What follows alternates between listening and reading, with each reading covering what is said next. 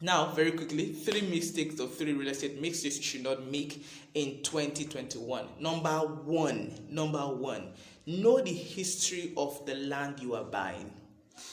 Time will fail me to tell you more stories, a lot of stories that would explain my point very clearly. But you should know the history of the land you are buying.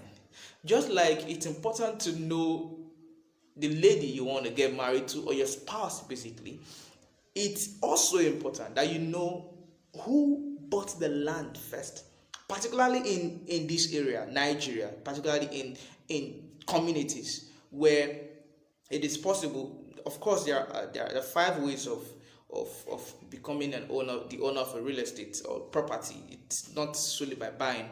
Okay, but what I need you to know is that while buying, you should pay attention to the history of the land. So Mr. A deforested the land and became the owner by way of deforestation and long possession. And he now sells to, or is sold to Mr. B, and Mr. B sold to Mr. C. Mr. C sold to Mr. D. That is a chain of transaction with respect to that property. You should have them. That is what I'm trying. You should know those chains. You should have that history at the tip of your hand, at the tip of your finger. Because if you do not know them, peradventure there is an adverse claim, it becomes an issue. Because in court you have to prove your title via certain ways, and the court, by way of civil litigation or under civil litigation, will have to listen to you or give you title, or say that you are the owner by way of preponderance of evidence before him or her, that is the judge. So if your evidence is not good enough, it is not convincing enough, you are going to have an issue. So peradventure there is a missing link between the first buyer and the second buyer and the third buyer. The court will begin to treat your evidence with a pinch of salt. So it's important that you know the history of the land. The history of the land is not vague and it is clear. If it is, then you can go ahead. If it is not, you should be careful. And if you are not satisfied with what you are seeing, and at every point where there is a shift in ownership, there should be a documentary proof of that fact. Except where customary ownership was the game that was played, and I can only justify for the first person who deforested. Subsequent people that took or that take ownership of the property should have documentary evidence of that transaction. We're in the 21st century, and business is no longer as it is in the olden days. Okay, so it's important that you know the history of the land you are buying. Because peradventure anything happens, it's an adverse claim on that land, you are going to have an issue with proving your title. Because in civil litigation, you are able to win a case based on the preponderance of evidence that you present before the court. You have to be as convincing as possible, and what helps you to be convincing enough is the concreteness, the firmness, the sureness at which you bring your evidence and you present it before the court. So that is one. And number two, you should not be greedy. In 2021, when buying a property, don't be greedy. When they tell you the price of the property, try and investigate properly. If it looks too good to be true, then you have to be careful. You have to be very careful, because real estate, as it were, of course, my company have presented strategies to which you can invest that makes it no longer as capital intensive as it should be. My intention, the logo of the company is to make millionaire investors, and our focus is to raise young people who will own their first properties before they are 30 and own more and more and more and more. Okay, but we understand the capital intensive nature of real estate, and that is why we are careful to help you and guide you through the process. And in ensuring that in making it clear to you that it's capital intensive, people now bring in the strategy of making it very cheap, or bringing in cheap transactions to attract you. So you want, I want to get a property. Wow, they say it's 200k, it's 500k. Wow, in this location it has a C of O. Man, run. Run, run, run, run, run. You need to run. There are places I have a particular.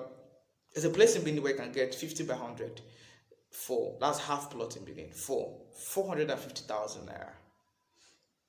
But there are places you can never ever ever. That's the cheapest I have. That's the cheapest I have. There are places you can never ever ever get that. It is not possible for you to get that. So when you get those cheap properties, investigate properly, dig in deep to be sure that you are not going to waste your money.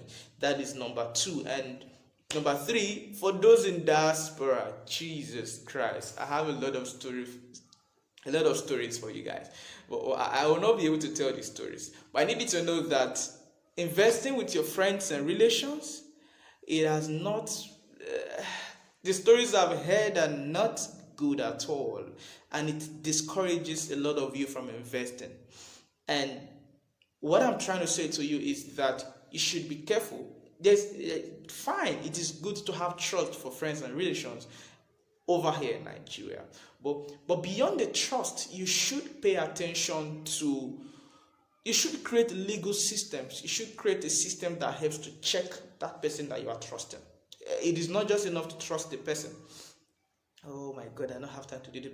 But very quickly, I have a client who just invested from abroad, from outside the country, and he was investing through the system. He was like, no problem, the system should do everything. And I needed to speak to him, and I told him that, okay, I totally understand the place of trust that you are playing and all of that, but beyond that, my job through Fortreal Limited is to create a system where your property is properly checked, so that your sister doesn't just wake up one morning, everything seems fine now, but you don't know what happens tomorrow, and an issue arises.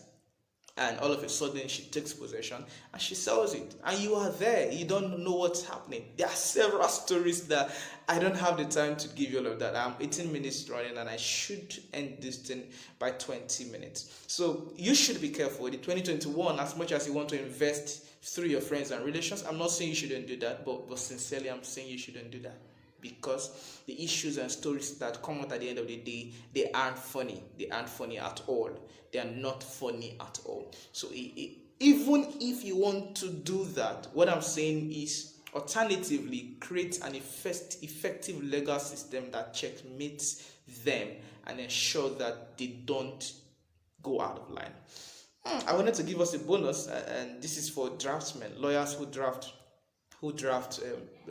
properties, do property documentation, and I'm going to say that I saw this one, and it's painful, it's mad, I was very pissed.